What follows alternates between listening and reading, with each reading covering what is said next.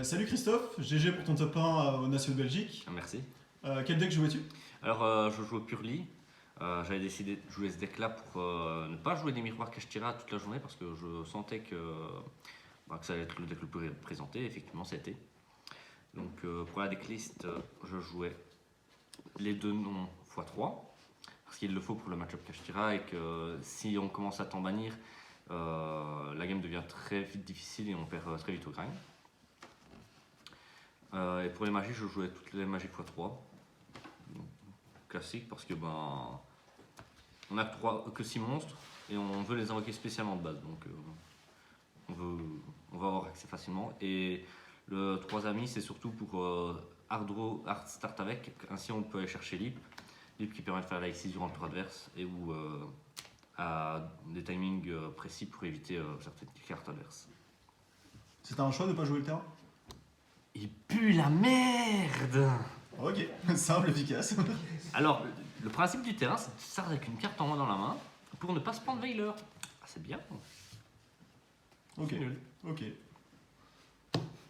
Donc ça, c'était l'engine Purely. Alors j'ai fait le choix de ne pas jouer d'engine de défausse parce que je voulais pas avoir de carte morte contre Kashtira. Et je voulais pas avoir de carte morte en mode ah ben je l'ai en go second, c'est bien. Ah, c'est pratique, hein.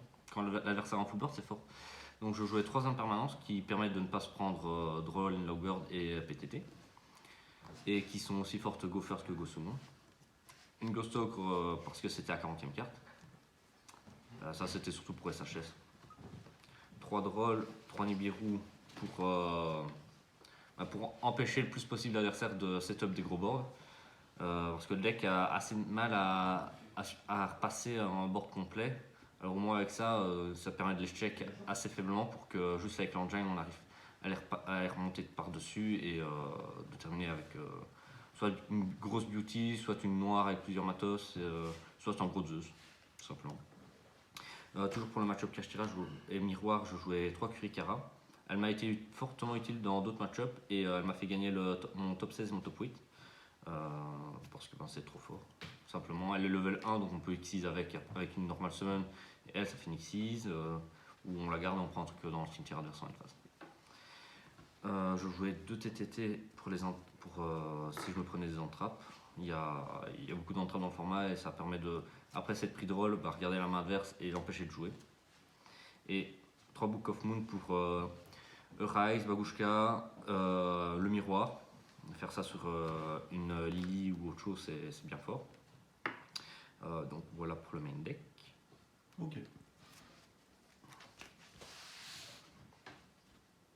Je vais passer à l'extra deck là.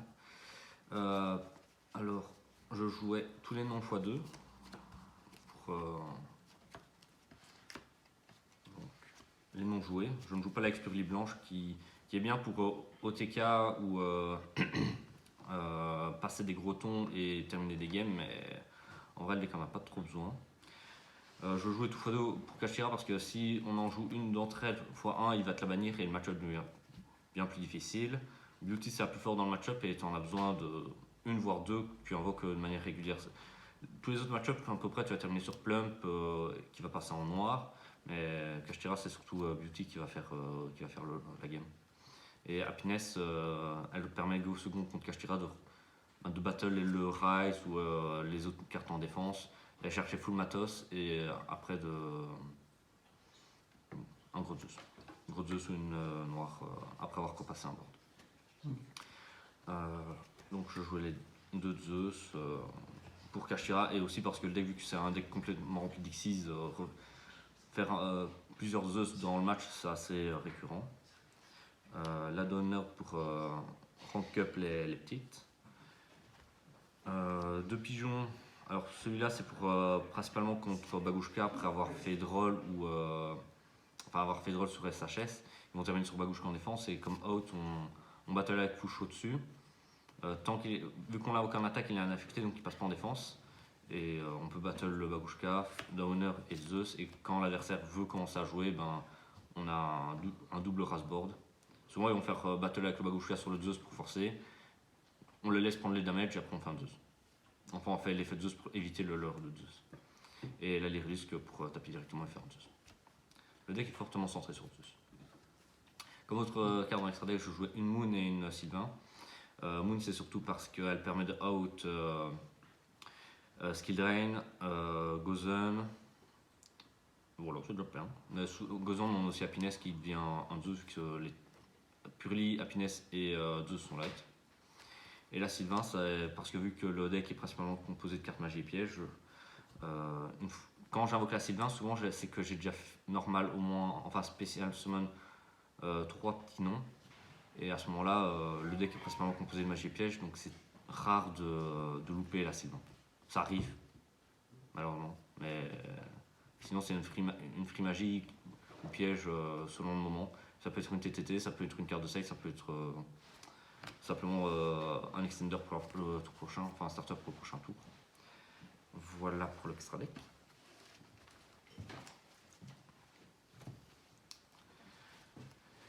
Pour le side, je jouais une deuxième Ghost Ogre pour SHS, que je n'ai pas joué, donc elle ne m'a pas servi beaucoup. J'ai rentré contre Unique en me disant je book Off Moon le Engin, ensuite je fais ça sur Fontaine. C'était pas mal. De H parce que c'est l'entrée la plus polyvalente et dans certaines match-ups, celles que j'ai ne sont pas bonnes. Par exemple, le Nibiru contre Labyrinthe, c'est vraiment pas bon, ça sert à rien. Donc rentrer H, au moins ça permet de toucher Welcome. Pour les anti-bacro, Harpie et de Lightning. J'aurais préféré le Cyclone Cosmique en vrai parce que ça fait pas beaucoup pour gérer le bacro et voilà. Au moins Cosmique, tu peux l'activer quand tu n'as pas de carte monstre dans carte face recto. Pour Dark Color No More, toujours dans l'optique de go second faire un 2 turbo et raser des boards. Et je jouais 3 Rivalry et 3 Vanity Fiend. On joue avec le deck est rempli de Fairy, donc Rivalry on n'est pas trop impacté. Et au pire des cas, si vraiment à un moment on veut faire un Zeus ou autre chose, on l'envoie avec la magie. Celle-ci, Memory, pour l'envoyer, prendre un matos adverse et comme ça après on joue. Et le Vanity Fiend, c'était dans l'optique que vu qu'on joue 12 téléporteurs d'urgence, bah, au pire des cas, si on n'a vraiment pas su développer le board parce qu'on a pris 2-3 entrappes ou des trucs, normal Vanity Fiend c'est quand même pas mal en vrai. J'ai fait ça en top 8 contre Matmec. Il n'a pas kiffé parce qu'il m'avait claqué 2 impermanences avant, donc j'étais en mode bon, je suis assez safe pour le reste du match. Donc voilà pour le side deck. Si je dois changer, c'est ça que franchement j'ai pas kiffé. Les rivalries, sur le papier c'était pas mal, mais dans les facts c'était pas bon. T'as pas d'autres changements que tu voudrais faire sur la liste?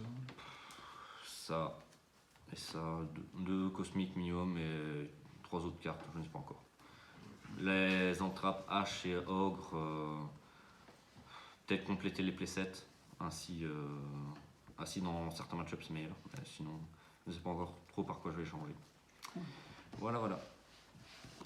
Un mot de remerciement pour la fin ou Je remercie toute la team Valiant avec qui j'ai train, avec qui j'ai construit la decklist et qui m'ont bien conseillé. Et je remercie aussi tous mes potes de Charleroi avec qui je joue régulièrement et franchement c'est aussi grâce à eux que je continue à jouer parce que ça a été un peu dur les derniers temps. Et je remercie évidemment tous mes potes, Dim, Indy, Nico, Régis, qui m'ont toujours soutenu derrière. Ok. On soutiendra toujours, mon vieux.